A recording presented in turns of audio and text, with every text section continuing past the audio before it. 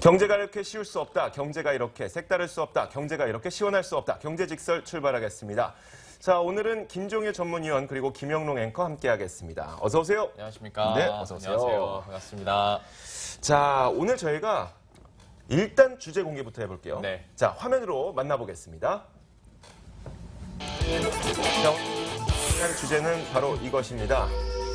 저금리 투자에 대한 리츠. 네.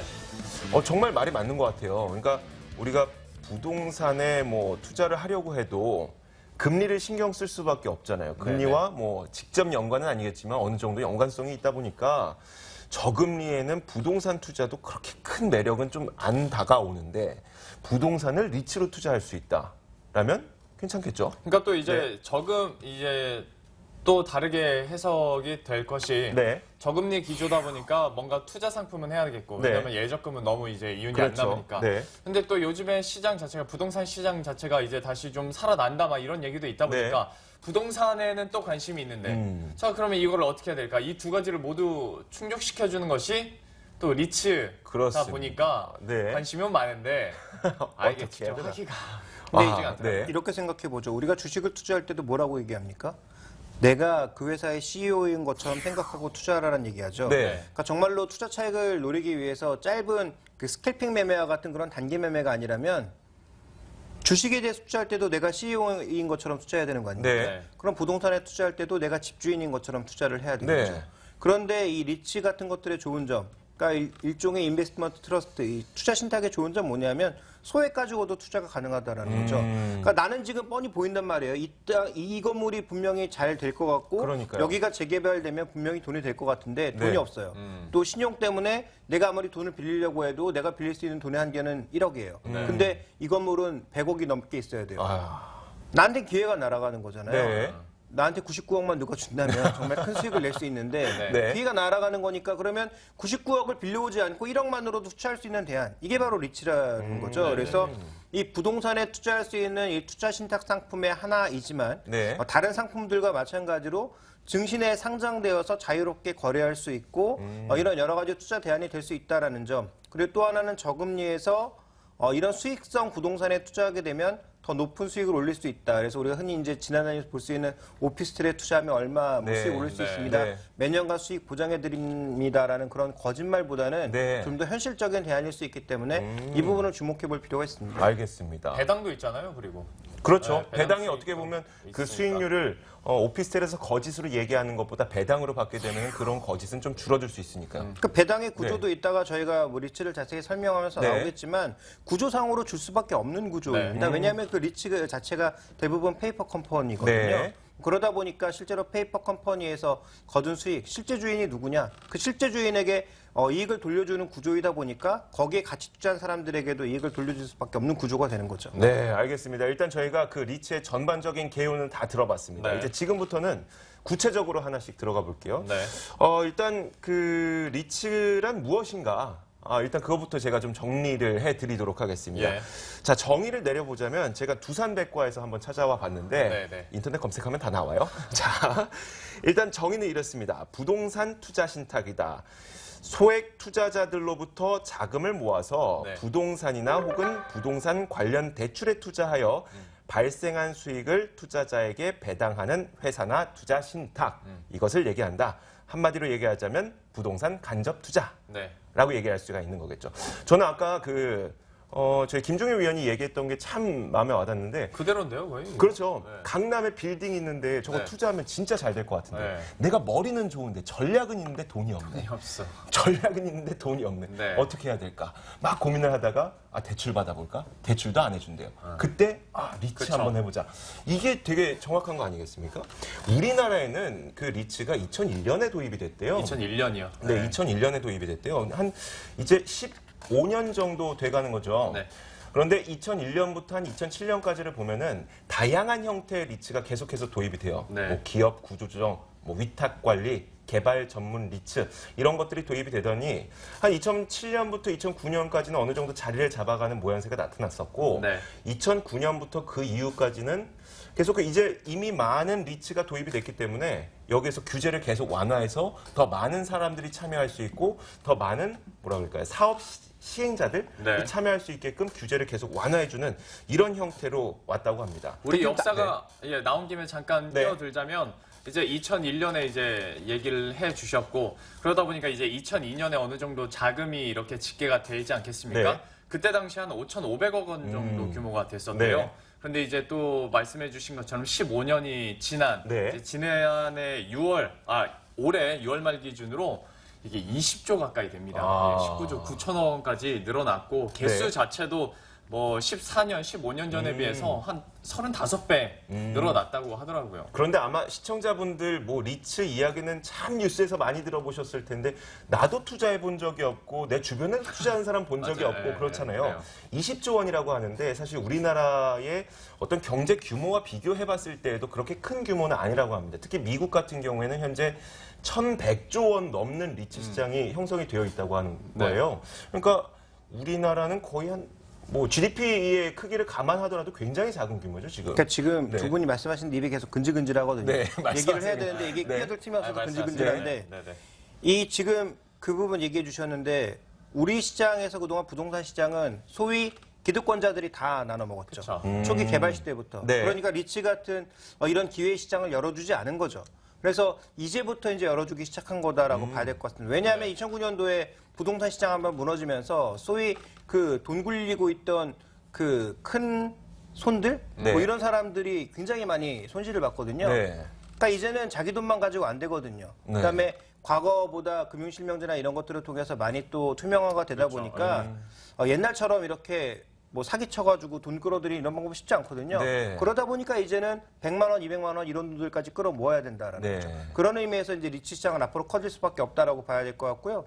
규제가 이제 점점 줄어들기 시작하면서 시장 자체가 막 커질 수 있는 시기이기 때문에 또 8월 달부터 그동안은 3호 위주의 리츠였지만 네. 공모 리츠 펀드가 이제 본격적으로 들어오는 상황이기 때문에 네. 여기서 이제 우리가 이 주제를 다뤄볼 필요가 있는 거죠. 그래서 지금 뭐 모두 투어를 축으로 하는 하나 투어를 축으로 하는 이런 그 리츠들이 계속 나오는데요. 얼마 전에 이제 마감됐던 하나 투어 리츠 같은 경우에는 시작하자마자 마감됐거든요. 네. 야. 그러니까 시장의 관심이 굉장히 높다라는 점에서 오늘의 주제는 굉장히 제가 정했지만 네. 시적절하지 않았나 라는 생각이 듭니다. 아, 김종일 위원이 오늘의 주제를 들고 오셨고요. 제가 그거 말하려고 네. 했거든요. 아, 그래서, 예. 그리고 이 3호 리츠가 지금까지 좀 활성화됐었고 이제 이번 8월부터 공모 리츠가 또 규모가 더 커지게 되겠죠. 네. 게다가 그러면 개인의 접근이 더 쉬워진다고 볼 수도 있는 거죠. 상장하게 되니까 아무래도 네. 상장해서 직접 거래를 하게 되니까 증권시장에서 거래량이 얼마나 터지느냐에 따라서 좀 달라지긴 네. 하겠습니다만 하나 투어 리츠에 몰린 관심을 생각해 보면 충분히 거래가 될 것이다 이렇게 봐야 될 것 같습니다. 그러니까 우리가 어떤 경제의 어떤 투자 대안을 얘기하면서 기관 투자가가 할 수 있는 거 얘기하면 아무 소용 없잖아요. 그렇죠, 예. 지금 시청자분들은 내가 투자해야 되는데라는 생각이 들기 때문에 이제 이 개인 투자자분들도 일반 투자자분들도 소액을 갖고 리츠에 투자할 수가 네. 있는 시장이 앞으로 더 활성화가 될 겁니다. 근데 이 리츠가 좋은 점이 무엇일까? 이런 부분도 한번 우리가 참고를 해봐야 되겠죠. 아마 나왔던 얘기가 계속 나오게 되는 것 같은데 대형 부동산에 투자할 수 있었던 사람들이 지금은 몇 되지 않았었어요. 말씀하셨던 것처럼 기득권자가 대부분 갖고 있었죠. 그러면은 우리에게는 그 기회가 내려오지 않았었고 또 기득권자들은 계속 수익을 올리다 보니까 그 가격은 더 비싸져서 우리의 기회는 더 줄어들게 되고 네. 그런데 이 부동산에 간접 투자하는 이 리츠가 활성화가 된다면 우리는 정말 소액으로 그런 것들이 가능해지고 세제 혜택이 또 있다고 해요. 세제 혜택이 있는데 이 부동산 간접 투자를 하게 되면은 양도소득세 비과세가 적용이 된다고 합니다. 특히 네. 상장되어 있는 리츠의 경우는 네. 그리고 이 토지분 보유세 분리과세 이것도 적용이 된다고 하고 네. 세제 혜택이 있다 보니까 부동산 직접 투자했을 때 내가 샀는데 떨어지지 않을까 계속 마음 졸이면서 살잖아요. 근데 이 마음 졸이면서 사는 게 무슨 의미가 있냐면 부동산 가격 떨어질까 봐 나도 소비를 못 해요. 네. 그렇지 않아요? 부동산 투자 안 해보셨어요? 왜 이렇게 말씀이 없어요? 아니 근데 원래 부동산 투자할 때 그러니까 그런 문제점들이 있긴 하죠. 그러니까 네. 가격이 오르면 네. 진짜 내 자산이 오른 것 네. 같은 착각이 들어서 그러니까요. 소비가 늘어나고 네. 반대의 경우를 또 얘기를 그렇죠. 해주신 그러니까 거고. 자산 효과가 줄어들 수 있다는 건데 네. 리츠를 우리가 활용하게 된다면 그 소비가 줄어드는 그런 만약에 부동산 시장이 하락한다고 하더라도 네네. 소비가 줄어드는 그런 영향도 많이 줄일 수 있고 이런 장점이 있지 않을까 싶어요. 글쎄 뭐 저는 그 부의 효과에 대해서 그렇게 신뢰하지는 않는 네. 사람이라 뭐 그 부분에 대해서는 100% 동의할 수는 없습니다만 네. 어쨌든 이 시장 자체가 향후 커질 수 있는 여력이 많다라는 건 분명히 인정을 하고 넘어가야 네. 될 것 같고요. 네. 또 하나 이제 중요한 건 뭐냐면 결국 이게 유동화 과정이거든요. 네. 그러니까 지금 우리나라도 그렇고 미국도 그렇고 우리나라 미국은 이제 비교할 수는 없지만 해외 선진 금융시장의 핵심은 뭐냐면 어떤 자산이든 유동화가 잘 된다라는 거죠. 그러니까 100억의 자산이 있으면 그 자산을 채권으로 유동화해서 네. 그걸 다시 거래를 시킨단 말이죠. 네. 물론 그 뭐 금리 수준이라든지 여러 가지 것들은 고려를 해야 되겠지만 네. 근데 우리나라 같은 경우에는 좀처럼 자산의 유동화가 되지 않았거든요. 그러다 보니까 이 유동화된 자산 가지고 뭐 장난치다가 결국은 미국이 큰 위기를 맞은 거지만 네. 적절한 수준에서 유동화시켜주는 건 굉장히 중요하거든요. 그렇죠. 그러면 지금은 이런 묶여있던 부동산 자산이 유동화되는 것 가지고 그 하나만으로도 시장의 유동성이 도는 것과 같은 그런 효과를 날 수 그렇죠. 있다라는 네. 거죠. 이런 네. 리츠 시장의 활성화 자체가. 그래서 이건 경제적으로도 굉장히 중요한 거고요. 아까 말씀해 주셨던 부의 이펙트보다는 저는 그 효과. 그러니까 네. 지금 묶여있던 자산이 그렇죠. 유동화됨으로써 그런 자산 유동화에 따른 긍정적인 효과가 소비 진작으로 이어질 가능성 아니면 뭐 경제 일부 활성화로 이어질 가능성에 대해서 고민을 하고 있는데요. 실제로 최근에 뭐 다 아시겠지만 자신의 지역에 복합 쇼핑몰 같은 거 엄청나게 많이 생기지 않고 네. 있습니까? 네. 이런 게 어떻게 보면 리츠나 이런 것들을 바탕으로 앞으로 더 활성화될 가능성이 있고요.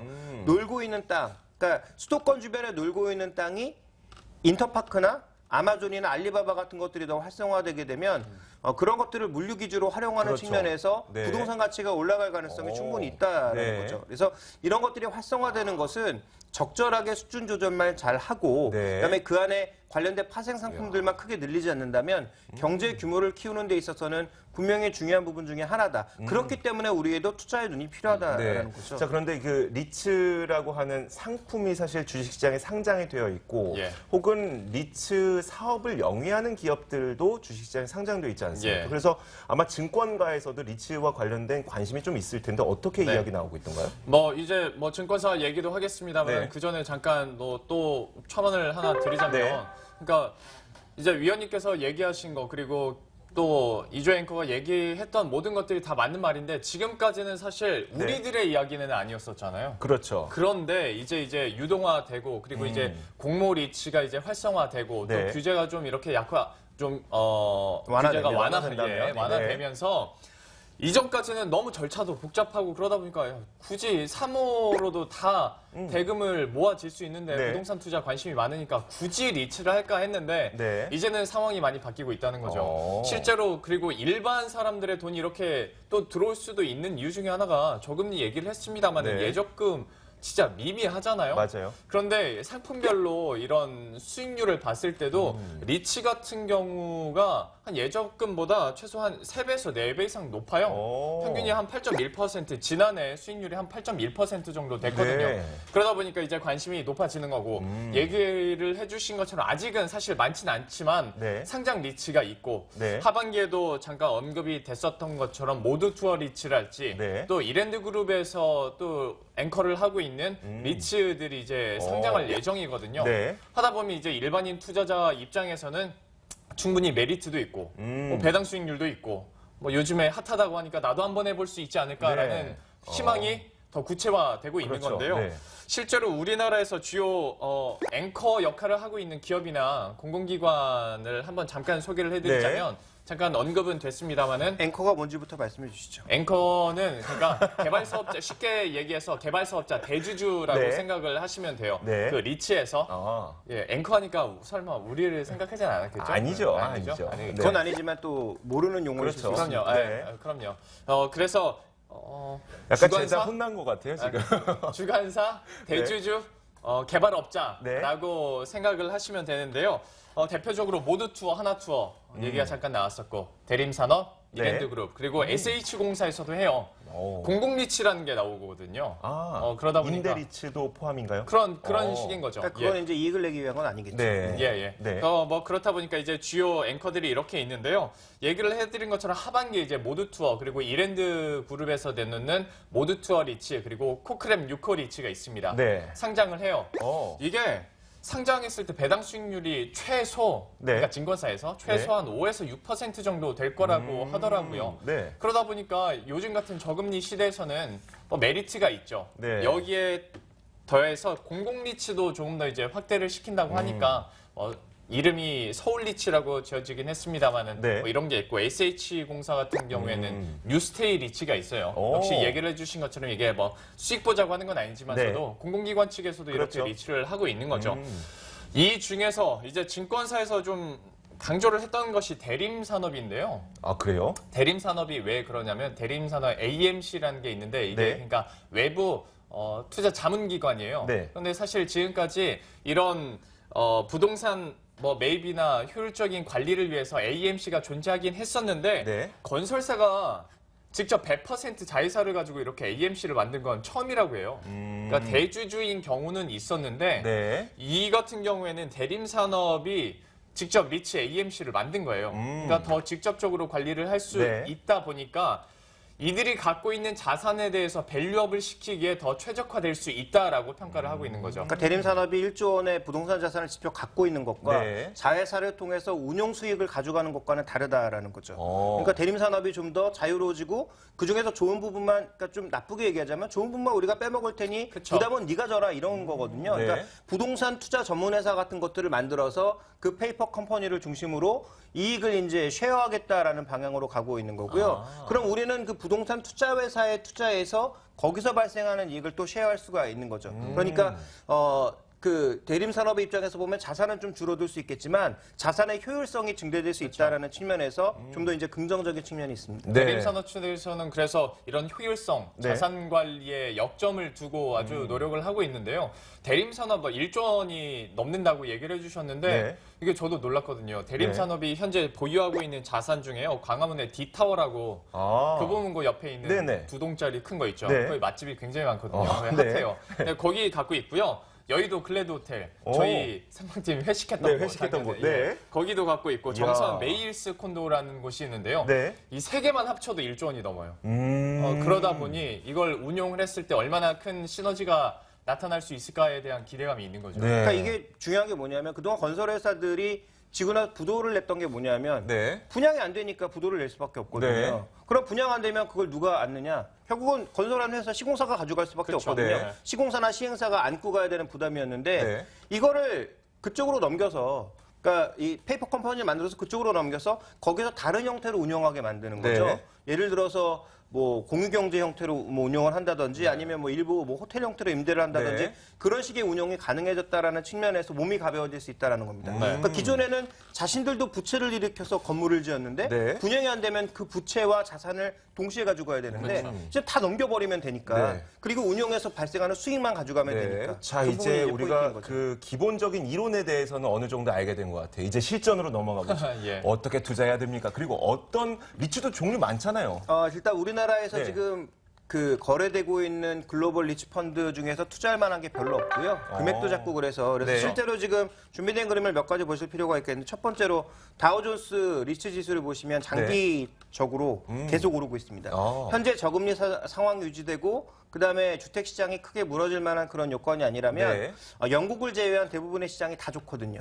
그러면 리츠 쪽에는 투자를 해야 됩니다. 네. 근데 다시 한번 말씀드리지만 국내에 있는 재건적 펀드에 투자하시는 것보단 직접 ETF를 사시는 게 차라리 낫지 않나라고 보고 있고요. 네. 그다음에 이제 이렇게 리츠와 관련되어 있는 거시 변수들을 살펴보게 되면 주로 위험 자산과 같이 움직입니다. 네. 그러니까 위험 자산이 오르면 같이 올라가고 위험 자산이 빠지면 같이 내려가는 그런 양상이고요. 네. 또 달러와는 반대로 움직이는 양상을 그동안 보여왔거든요. 네. 그러니까 이런 투자 지표를 바탕으로 투자를 하시는 게 좋을 것 같고요. 그다음에 이제 일본의 경우를 살펴보면 일본은 지금 BOJ가 리츠도 사고 있잖아요. 네. 그래서 리츠 쪽 수익률이 월등히 좋은데 자산별로 보면 지금 우리가 흔히 생각하는 뭐 주택 리츠, 오피스 리츠는 수익률이 바닥입니다. 우리나라도 그럴 것 같습니다. 그래서 네. 상업시설 리츠를 투자를 해야 되는데요. 그런 부분에서 보면 물류시설 지금 수익률이 가장 좋거든요. 네. 좀 전에 말씀드렸지만 이런 그 온라인 쪽 매출이 앞으로도 계속 증가할 수밖에 없는 상황이고 온라인 쇼핑 같은 그렇죠. 거요. 네. 우리나라에도 이제 알리바바라든지 이런 쪽에 들어와서 더 시장을 키워놓으면 이런 쪽의 물류기지에 대한 그 빈도가 높을 수밖에 없기 때문에 이런 쪽에 관심을 가지셔야 되는데 실제로 이제 다음 준비된 그림을 보시면 네. 일본의 물류 리츠들의 최근 수익률은 전반적으로 다 좋고요. 네. 다음 준비된 그림을 보시면 니온 로지스틱스라고 하는 이 종목의 평가 지표를 보시면 자산 평가 수익률도 계속 올라가고요. 네. 배당금도 계속 올라가고 있습니다. 네. 그러니까 앞으로 우리나라에 이제 투자되는 리츠들도 이런 상품들이 생길 가능성이 높다라고 보고 있기 때문에 모두 투어처럼 호텔에만 집중적으로 투자하는 뭐 그런 쪽도 좋겠지만 네. 상대적으로 물류기지 쪽에 투자하는 것이 더 나아 보이는 이유는 다음 준비된 그림에 보시면 우리나라도 비슷한 상황입니다.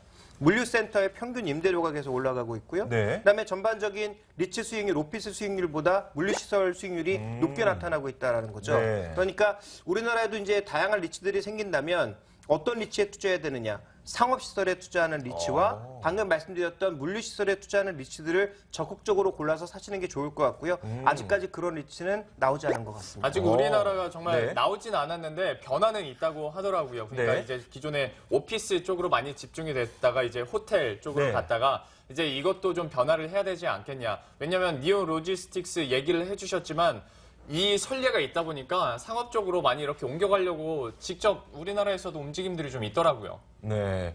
자, 우리 그 시간이 거의 다 되긴 했는데요. 네. 리츠로 어떻게 투자해야 되는지 그리고 지금까지 들어봤던 거는 뭐 해외 리츠 ETF를 직접 사라 그리고 아직 우리나라에 출시되지 않은 물류 리츠나 혹은 이 상업시설 리츠에 투자를 해봐라 이런 이야기였거든요. 그런데 조금 더 자세한 이야기 나중에 한번 더 해볼까요? 어떻습니까? 할 이야기 많죠.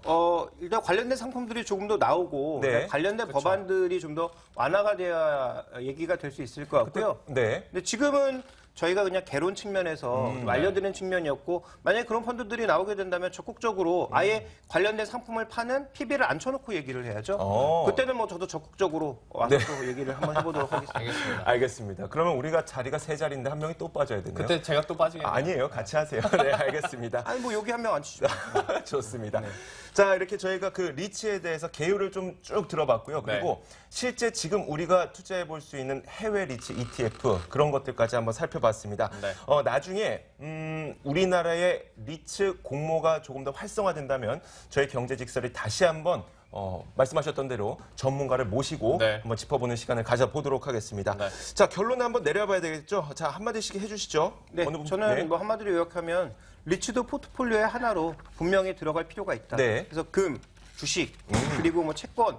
근데 채권보단 차라리 리츠가 좀 더 낫지 않겠느냐 이런 개념에서 말씀드리고 싶습니다. 네. 자, 김영로 앵커요. 저도 비슷한 개념입니다. 우리도 할 수 있다 리츠로 해봤는데요. 남의 네. 이야기가 아닙니다. 이제 우리가 할 수 있는 투자 상품으로 한번 고려해 보시면 좋을 것 같아요. 네, 알겠습니다. 저는 마지막으로 그냥 좀 흥미를 드리기 위해서 리츠 먹지 마세요. 통장에 양보하세요. 라고 결론을 내려봤습니다. 네. 아마 다 아실 거예요. 자, 오늘 맞아. 경제직설 여기서 끝내도록 하겠습니다. 수고하셨습니다. 수고하셨습니다. 수고하셨습니다.